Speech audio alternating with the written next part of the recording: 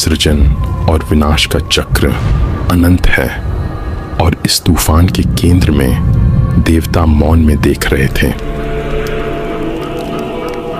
मनुष्य के अहंकार से बनी दीवारें जो ईश्वर को भी रोक सकती हैं।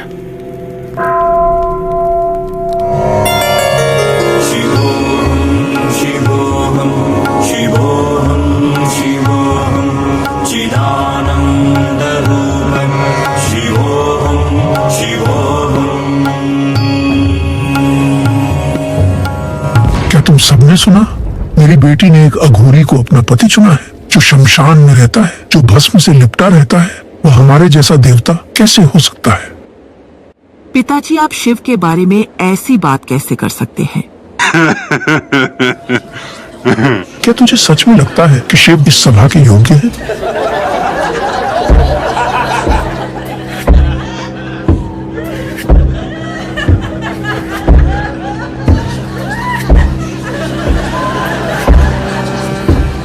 मेरे स्वामी का अपमान मेरा अपमान है। अगर तुम्हारा स्वामी ही तुम्हारा गौरव है तो तुमने स्वयं अपना अपमान चुना है सती।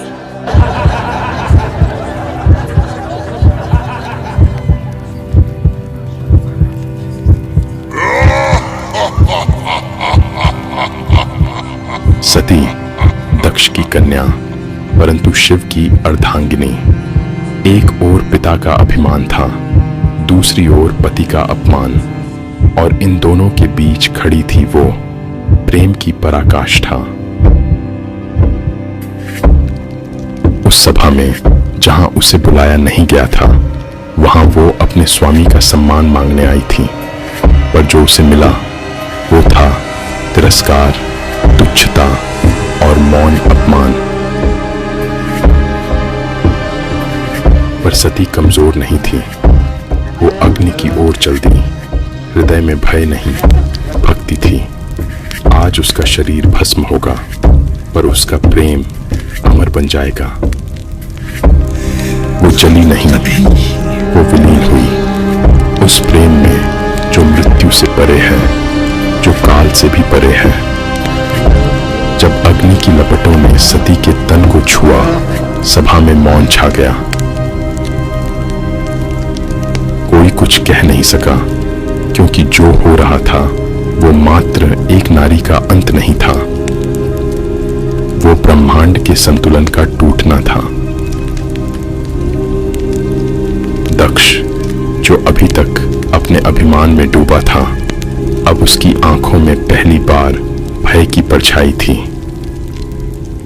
यह मात्र एक यज्ञ नहीं था, यह एक अपराध था, स्वयं शिव के प्रेम के विरुद्ध।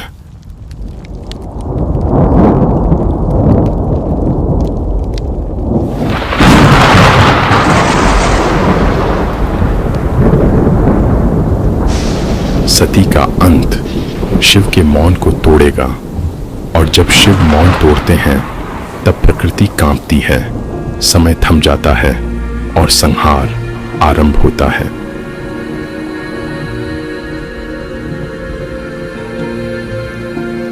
आज सती जली है, कल सृष्टि रोएगी।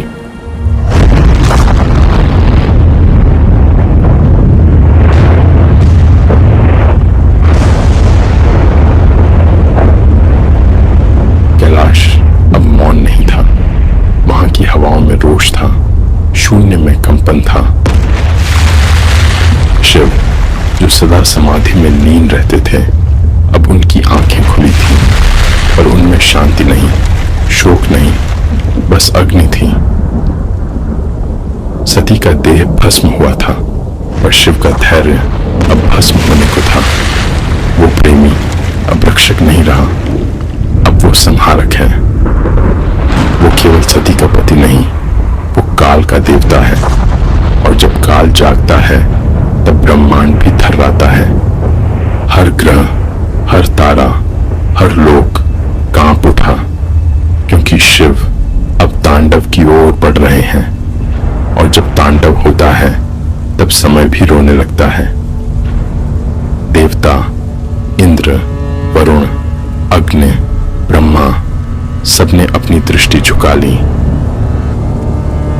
क्योंकि अब वे समझ चुके थे संहार की लहर चल पड़ी है और उसे थामना अब किसी के वश में नहीं। हर जगह सिर्फ तबाही थी। चारों ओर हाहाकार मचा हुआ था।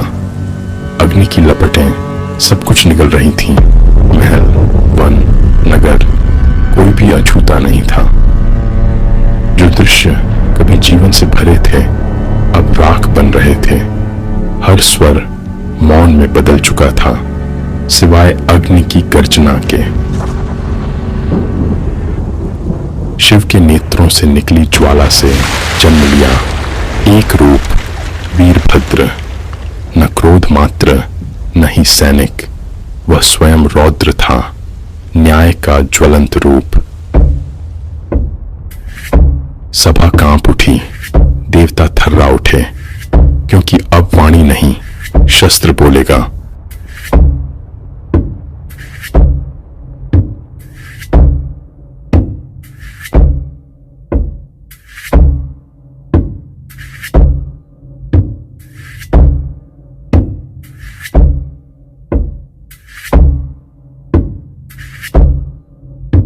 वीरभद्र ने एक ही प्रहार में दक्ष का सिर धड़ से अलग कर दिया। वो अभिमान जिसने शिव को अपमानित किया था अब धरती पर निःशब्द पड़ा था। सृष्टि का संतुलन टूट चुका था। हर दिशा में त्राही त्राही मची थी। देवता तक कांप उठे थे। यह संहार अब सीमाओं को पार कर चुका था। समय जैसे थम गया हो, जीवन जैसे मौन हो गया हो। यह सिर्फ विनाश नहीं था, यह ब्रह्मांड को चेतावनी थी कि जब प्रेम का अपमान होता है तब संहार जन्म लेता है।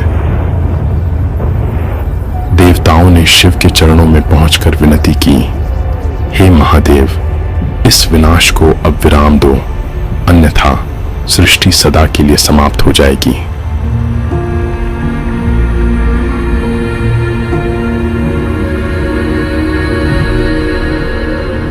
शिव, जिनकी आंखों में अब भी सती की चिता जल रही थी, उन्होंने सब देखा, सब सहा और अंततः शांत हो गए।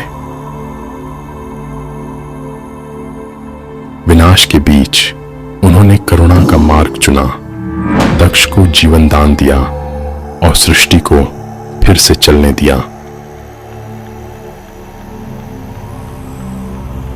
विनाश अंततः थम चुका था और सृष्टि ने धीरे धीरे फिर से सांस लेना शुरू किया। शांत हवा में अब भी राख की महक थी, पर जीवन ने फिर से अपने कदम बढ़ा दिए थे। वो वापस लौटे कैलाश, पर अब केवल एक योगी नहीं, एक टूटे हुए प्रेमी की तरह। वो फिर से समाधि में लीन हुए, उस पीड़ा के साथ जो न किसी शब्द में समाती है, न किसी काल में मिटती है। तू जो गया, तू जो गया, मैं अधूरा रह गया।